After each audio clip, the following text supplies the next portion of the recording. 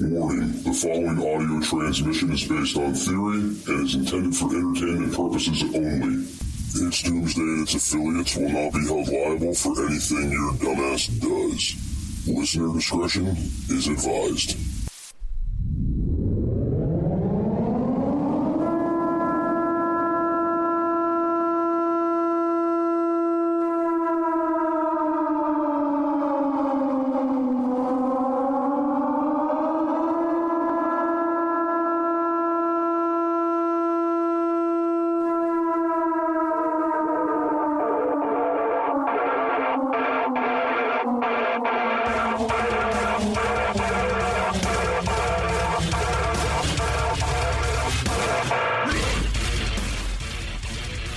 Welcome, everybody, to It's Doomsday Podcast. Today is Monday, July 13th, 2026, and joining me, as always, is LP. What's going on, man?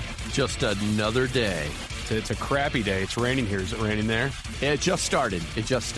Yeah, our weekend has been absolute trash weather. So, whatever. You do what you can, I guess. You do what you can. But that's all you can. It leads me into a topic that I've never heard another prepper cover on a podcast that I really wanted to cover, revolving around natural disasters. Okay. You ready for this? I am. Landslides. Oh, my God. Dun, dun, dun.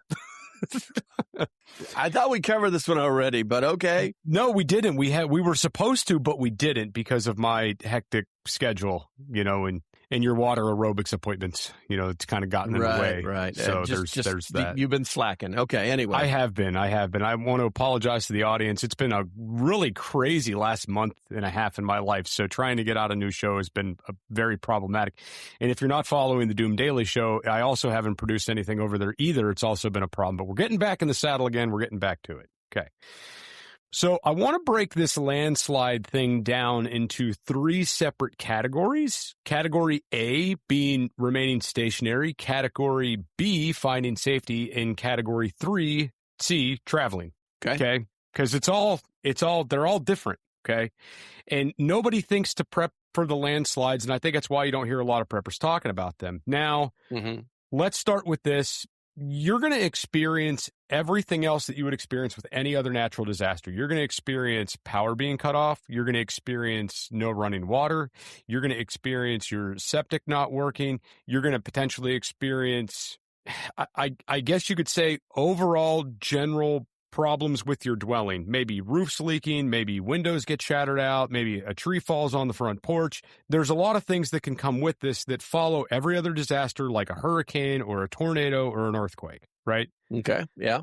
All very similar in nature. However, this is where you have kind of a different problem, like a different kind of, I guess you could say, just a separate issue. And the separate issue is this. First things first, if you are finding yourself in this landslide type situation, you want to remain stationary if it is in fact safe, okay? If everything has collapsed around you and you're still within your home and the room you're in is not collapsed and there's no fear of secondary collapse, and I know a lot of you are not engineers, but once the landslide has happened, there's probably not going to be a secondary slide. I'm not saying there can't be, but there's probably not going to be, right? That slide has happened. The damage is done. Once that's happened, if you're trapped within your home, if you were uninjured and it's not a have to get out of there situation, remain put, because that's where rescuers are going to come to look for you. Are you tracking with me? Okay, so to reiterate what I was saying, once the slide has happened, the general damage from the event is being done. Aside of you looking at your building that you're in or structure that you're in, as far as, unless you're an engineer, there's no way for you to know if it's going to be safe to stay or safe to move or safe to go. Your best bet is to stay in one place because that's where rescuers are going to know to come find you. Okay? Yeah. And they have the tools needed to get you out of that building safely. Okay? So if they have to put cribbing in or use chainsaws to get you out, these are trained professionals that know how to do this job to get you out of that building safely. Okay? So if it is all feasible to stay safe, if you're uninjured, if you're not bleeding out, etc., stay where the hell you're at. Now, this is where it kind of takes a little bit of a turn from your normal, average, everyday stuff, because when you're talking landslide scenarios, you're talking debris everywhere, you're talking communications are most likely down, your internet's most likely down, like you have no way to call for help in these situations, okay? So this is when you know that stupid whistle you have in your preps, everybody has a whistle, but nobody knows what it's for. Yeah, I don't carry that stupid stuff. You don't carry the whistle? This is what the whistle's for. I've got a whistle somewhere. You have 20 whistles somewhere, and I bet I know Maybe. where. So this is when having the whistle or other devices to alert people to your general area come in handy, okay? This is where the flare gun comes into play. This is where a bullhorn comes into play, or an air horn, or smoke grenades if you have those. I have those. Do you have those smoke grenades? I don't know. Yeah, I do. I have Coast Guard approved smoke signal grenades. Yeah, it's a weird thing to possess, but I got them. Well, I mean, if you live where there's a landslide and it's a tool, then yeah, you'd probably need them. Right. So the one thing you got to take into consideration with this is that there is no communication to the outside world. Okay. If you have a tremendous amount of landslides, everything's going down. The cell towers are going down. The grid's going down. Any underground communications are going down. Everything's being severed. Mm-hmm. All right. And at that point in time, you are stationary till someone finds you to get you out. Okay. Now, I think it's important to move into the next kind of circumstance with this is the having to move for safety. Okay. So having to move for safety can very well be a necessity in the event of the landslides. All right. Mm-hmm. Couple different examples of this would be you're stuck in a building. You see that there's water coming into the building and the water is rising. You obviously have to get the hell out of there to get to safety. Okay. Yeah. But this comes with a new set of challenges and barriers because now you're talking about being in swift water. You're talking about moving in floodwaters, which is extremely dangerous. 10 out of 10 don't recommend. All right. Mm-hmm. But this is when, you go back and you look, you think back to the footage of the Hurricane Katrina footage where everybody on their rooftops, remember all the people on their rooftops trying to wave to the helicopters and stuff? Oh, yeah. Okay. So that brings you to that scenario to where you're trying to get out of this structure, trying to get to a safer area and alert for help. And again, things like the flare guns and the horns and the whistles and stuff like that are going to help alert people to where you're at. If you've never been on a boat, they're loud. Engines are loud. You cannot hear people yelling for help. Having that whistle, that flare gun, that air horn, those things are going to be your best friends to alert someone if you're there. Not to mention, if this scenario happens at night and rescuers are trying to find you at night, rescue crews have gotten better with this because they're now employing a lot of drones with IR, and the IR drones are speaking to the people on the ground through communications, and they're letting rescuers know where people are stranded, right? So that is something that's being employed now. And a lot of fire departments, a lot of rescue agencies out there are all employing drones now. They're kind of living in the dark ages if they're not employing these drones. So rest assured, they are probably going to see you. But if you're in a very rural area, and a team comes out and they don't have that, it's going to be in your best interest to have something to alert these people, right? Gotcha. Now, something else to think about and to take into consideration, you may be on that roof and those water levels may be rising, which means that roof might not be your safe haven for too much longer, or that water might be so powerful, it might decide to turn that building into a boat that is quickly sinking. Yeah. Thus putting you more in harm's way. Now, the idea of telling you to build a actual landslide pack or an actual kit for landslides, I mean, these are things you'd put in there, but you have to also remember landslides come with moving water, so you have to prep for the idea of floods and rising water. So putting things in there like water-activated lights, life jackets, flotation devices, things like that are good to have, okay? A great thing to employ is putting these things in a watertight Tupperware container because that will float to the surface. You will see it, you can grab it, you can open it, and you could deploy whatever life-saving measures you have from this container. So something to put in your little notes there for the landslide thing, okay? Now, here's the other circumstance. This is the third one, okay? And this is being on the move while these landslides happen or after they've happened, okay? Mm-hmm. We as human beings cut roads, and we put in housing developments in places the ground naturally used to take the water, okay? And a lot of the times we divert this through culvert pipes into retention ponds, all these things. Well, when waters rise and you have landslides happen, these things fail. they don't last, they don't stick around. It is very common to see roadway failures. So if you had an exit plan to get to higher ground or get to a safe area, there's a chance that that could be cut off and then you're stuck stationary anyway where you were at. All right. Mm-hmm. Not to mention, when you have landslides happen, you have a lot of down power lines.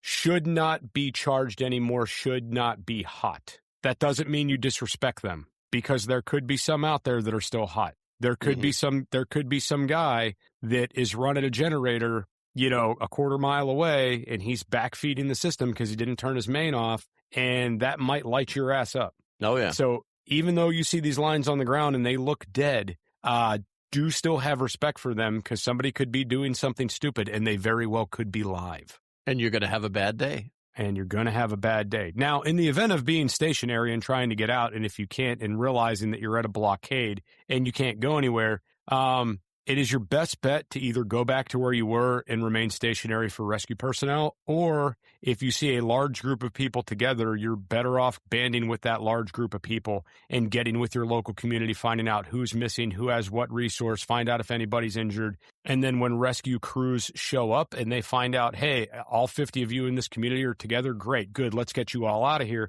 They don't have to waste as much effort going door to door, searching house to house. They know that you're all there and you're accounted for, and y'all get the hell out of Dodge together, allowing them to go assist other people quicker. Does it make sense? Oh, yeah. But still, the devices for alerting people that you're there still apply, right? Mm-hmm. And the reason I felt it was necessary to kind of jump into this topic is primarily because nobody's covered it. I've never heard another prepper cover it. I've never heard anybody else talk about it, and it is a very real threat, and it's a very unpredictable threat. It's not something you could prepare for with 100% odds of survival. Yeah, I mean, it's there's a lot of variables that are involved in landslides. Do you treat it the same way you would treat trying to survive a avalanche? Avalanche. Because you're going to get buried. You're just not going to get buried with snow that turns into ice. Right. Do we use those type of procedures? Yeah, probably some of them. It's one of the things. I live in Hurricane Alley, so one of the things that we actually do here, if we live in a floodplain area, someplace that's below the 100-year flood mark, people will actually park their boats next to their houses, and they will disconnect the boat from the trailer, and then they will tie it off to something around their house so that it just doesn't float away and it doesn't get locked up by the trailer. Right. And then, obviously, well, what do you keep on boats? Flares, smoke bombs, all the things that you were just talking about. And then you could literally just if it comes to the point where you have to completely leave the property because of the water, then you just get on your boat. A lot of people will do that. I mean, that makes a lot of sense to me. Something you brought up, though, with the idea of the avalanche, and something I didn't cover, is the landslides are not indicative to a time of year. Yeah. So it could be warm, it could be cold. You might be fighting freezing temperatures, right? Mm-hmm. I mean, the idea that your roof collapses and your chimney gets bent in half and your house is wood fired for heat, you're not putting anything in there to heat your home, not without killing yourself from carbon monoxide poisoning. Yeah. Right. Well, so, go ahead. Well, I was going to say, so the idea of prepping for the temperature fluctuations is also a thing. Oh, yeah, most definitely. And the thing is most landslides that happen out west happen because of the rapid snow melt. Right. So that excessive rainfall, which can come at any time of the year, right, whether it's cold or hot. Yep. And then also earthquakes could even activate landslides. Mm-hmm. So that's another thing to think about. And again, those don't know a certain time of year. Yeah. So I kind of equate being stuck in a landfall very similar to if an asteroid was coming to take out the Earth. There's just if it wants to get you, your likelihood of survivability is extremely low. You're going to be buried alive. You so taking some precautions doesn't hurt, because you never know. It might, you might only get the edge of it, or you might be one of those lucky people, and it's a good idea to be prepared for it. So I'll tell you what, when Helene hit our area, and this is primarily the reason I wanted to talk about it, because I was hopping landslides and stuff and going out and working these. We had a ridiculous amount of landslides in this county that were documented, under 1,000, but it was still up there. I think it was like somewhere in the high 800s or low 900s. Okay. Multiple people entrapped in their homes, a lot of injuries, but no loss of life in regards to that we were told about. We should say we were told about because, FEMA came in, they did their thing. So we don't really know everything. Yeah.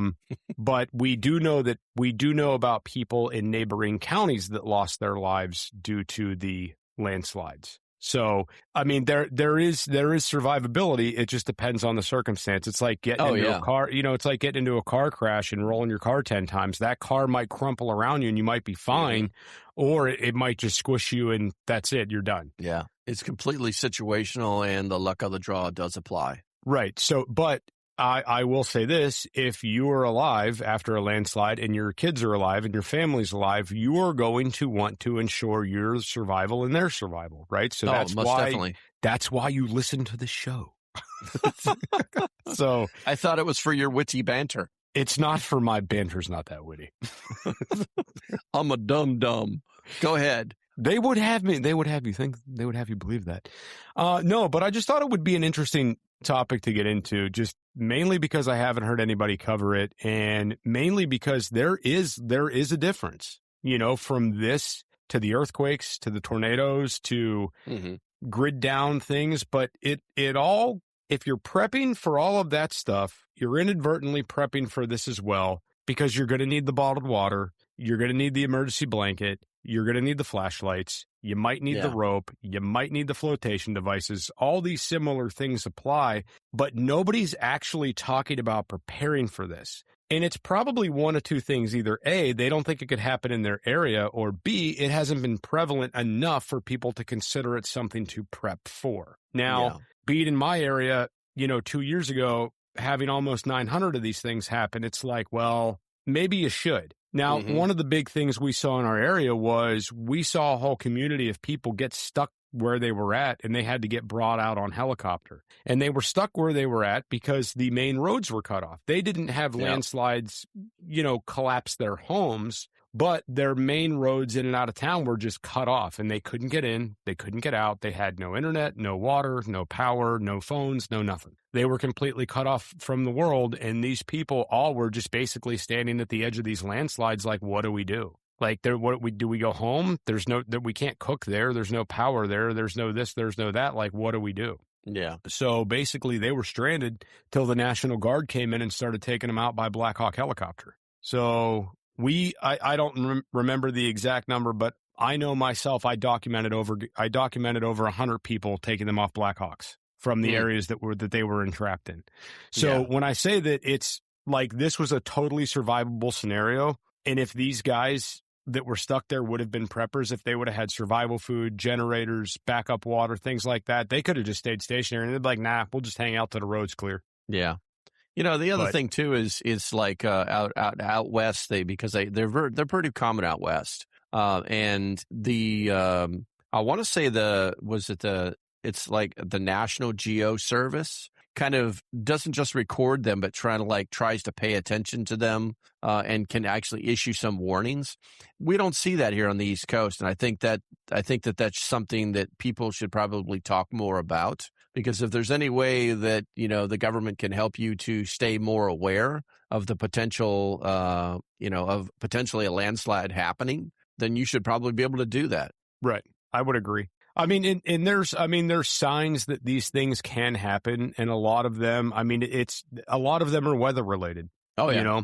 Like how you were mentioning the snowfall. If you've got, 36 inches of snow and you're getting a rapid heat wave that's melting all that quickly, this may be the time to start thinking about the idea that this could happen. If you've had tremendous rainfall for months on end, and now all of a sudden you're getting whacked with a hurricane or you're getting whacked with a superstorm, there's a chance that these could happen. Yep. And I guess a lot of people don't think about like the little odds and ends things. Like, say that you live in a community, one road in, one road out, and you have that culvert pipe down at the end that's continuously flooding that road because it's always getting clogged, something's happening. It's a very easy call into your DOT to get them to come out there and start fixing that, start working on that, because that water's sitting under there. And once it gets so much, it's taking the road with it. Yep. So, just little things like that. Yeah. Well, it didn't help too there in the mountains where all the roads kind of like follow the rivers and streams. So, and then like completely access would be completely shut off. You couldn't like bypass. You couldn't go around this road simply because you either were going up to try and get it around it, or you were trying to get around it via the water. And it was some pretty serious problems. Right. Well, the fact of the matter is that a lot of these communities, it's one way in, one way out. Like you're talking about these roads that follow the bodies of water. There's no side road. There's no other access. It's mountain, water, and road. That's it. Once that road's gone, there's no way to get through there. So something, just something to think about with this idea of getting trapped stationary somewhere and what you may need to get yourself out. Yep. And that's not to mention. So something to think about too is whenever these situations happen, it is an absolute nightmare to get power restored or any kind of resources restored, utilities, anything. It's very, very difficult. So anybody that's on an oxygen condenser, they're going to need to have backup tanks. Okay. Anybody that has any major medical needs that need to leave periodically to get out of there. So say if you're like a dialysis patient, or if you're undergoing some sort of treatments and you still need to get out, you may be stationary for a while before they can get you out. So that is something to definitely think about. What medical needs do you possess right now that would make you have to leave the house frequently, and what can you do to mitigate that? So, and if it's as simple as having a large oxygen cylinder in case your condenser goes down, I mean, so be it. There you go. Which I found that most people that have the condensers, they do have a backup tank. Yeah, that's true. But nobody has a backup in-home dialysis machine. Sadly, that doesn't exist. I don't know, unless you're super rich and you got your own like dialysis person that comes to your house to do it. I don't know. That's just crazy. Maybe that's talk. a thing. I don't know, but that's about all I got, man. It was mainly just spreading awareness of these and talking about it because nobody else has. You got anything else you'd want to add into there? No, not really. I mean, you pretty much covered it all. I think a lot of people don't really talk about it because it is situational. It doesn't happen that often. And it's kind of like, I don't know. It's simple to think about. All right, now I got to go buy some flares and get on the roof. I got to tie my boat off just in case. I need a skiff in the mountains. Well, I guess it's also kind of one of those deals where people don't start prepping for a scenario till they've been through it. Like, look at how many preppers emerged after COVID. Look at how many preppers emerged after the Texas freeze, right? Yeah. It takes something happening for people to be like, I'm not doing that shit again. Like, there's people I know now that never entertained prepping before, and they all like have generators and MREs now since dealing with Helene. Yeah, it's very true. I did a poll on my live stream last Friday where I asked people if they're seeing more preparedness, like in general, and only 15% said yes, they saw an uptick in it, but over 30% said nah, it's still pretty much niche. And so people still are not paying attention. Right. Yeah. Not according to preppers anyway. Well, it might take that whole, new event to get people motivated again. Oh, joy. I mean, I'm hoping it doesn't. I'm hoping we don't have another event, but I'm just saying that's usually what it takes to get people motivated again. Like everybody buys the generators, they buy the MREs when something happens. And then as soon as they're in the clear, they sell all that shit off and then they don't have it when something happens again. Yeah, that's true. I've seen that as well. When I lived in Florida, I saw that shit every hurricane season. Everybody goes and they buy the stores out of everything, and then the hurricane passes, they return it all. That's just crazy talk. It is. You can't live in Florida and do that kind of crap. That's some welfare crazy talk. That's total nuts. So I saw my neighbor down there. We got hit with a hurricane. We lost power for a week. I was fine. I was good. I had generators and stuff. It wasn't a problem for me, but the neighbor was pissed. He was an older gentleman. After the hurricane passed, he had a company come out and he installed a standalone automatic home generator, propane based. He had a huge tank put under his yard, and anytime we had the slightest power outage, you'd hear that thing kick on over there. He said, I am not going another week without power ever again. He said, I'm too old for this shit. It sucks. So yeah, he's in damn good shape. But anyway, that's about all I got, man. We can go ahead and we could wrap this up and come back next week. Wrap it up. All right, everybody that came in today, I want to make sure you're following the It's Doomsday podcast. Check us out everywhere on social media at Jester Dooms. Make sure to give local prepper here a follow on all his socials. What do you got going on again? What are all the things? I'm everywhere. Just Google local prepper, all one word, and I'll get the first 3 pages. Gotcha. Okay, we will see you guys back here next week for another exciting episode of the It's Doomsday podcast.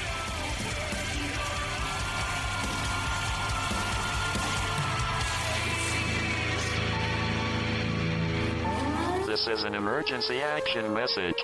At approximately 1 a.m. Eastern Daylight Time, NORAD is tracking 15 ICBM nuclear missiles inbound to the following cities: Orlando, Miami, Pittsburgh, Dover, Newark, Richland, Philadelphia, New York City, Baltimore, Los Angeles, Las Vegas, Boston, Seattle, Detroit.